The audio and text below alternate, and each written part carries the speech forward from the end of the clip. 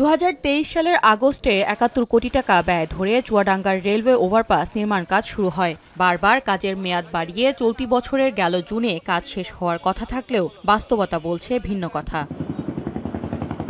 কাজের অগ্রগতি না থাকায় আবারও ১ বছর সময় বাড়ানোর অনুমতি চাওয়া হয়েছে। সেই সাথে ভূমি অধিগ্রহণ, নকশা ত্রুটি সংশোধন, রেল, বিদ্যুৎ ও পৌরসভার খরচ বাবদ আরও ১৩ কোটি টাকা ব্যয় বাড়ানোর প্রস্তাব দেওয়া হয়েছে।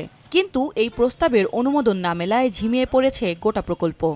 প্রশাসনরা কোনো দেখাশোনা করে না, যে রাজনীতিবিদরা আছে তারা কোনো দেখাশোনা করে না। আমাদের দিন দিন এটা অবনতির দিকে চলছে। কাজ তো ঠিকভাবে চলছে না, এটা হচ্ছে না। আমরা দেখতে চাই যে কাজটা জোরে দ্রুত কাজটা শেষ করুক। প্রকল্প এলাকা জুড়ে রাস্তাঘাটে করা হয়েছে খোঁড়াখুড়ি ও খানাখন্দ, ফলে চলতি বর্ষায় ভোগান্তি বেড়েছে দ্বিগুণ। রেল লাইনের ওভারব্রিজ যার জন্য করা, ওই জায়গাটায় এখন যদি যাই আমরা, আমাদের জন্য যে কি বিপরীত অবস্থা মানে বলে বোঝানো যাবে না। আগে রোড ছিল, এখন রোড নেই, মানুষের যাতায়াত এবং এটার জন্য খুব দুর্ভোগ হচ্ছে। এদিকে ব্যয় ও সময় না বাড়লে এখানেই থমকে যেতে পারে পুরো নির্মাণ কাজ। তাই মন্ত্রণালয়ের দিকে তাকিয়ে সংশ্লিষ্ট কর্মকর্তারাও।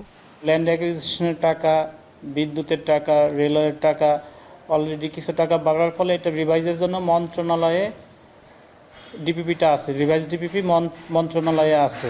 তো মন্ত্রণালয় থেকে এটা পাস হলে যথাশীঘ্রই কাজটা দ্রুত শেষ করে ফেলা হবে। নানা ভোগান্তির পরও দ্রুত রেলওয়ে ওভারপাসের নির্মাণ কাজ শেষ হওয়ার অপেক্ষায় জেলাবাসী। এখন চুয়াডাঙ্গা।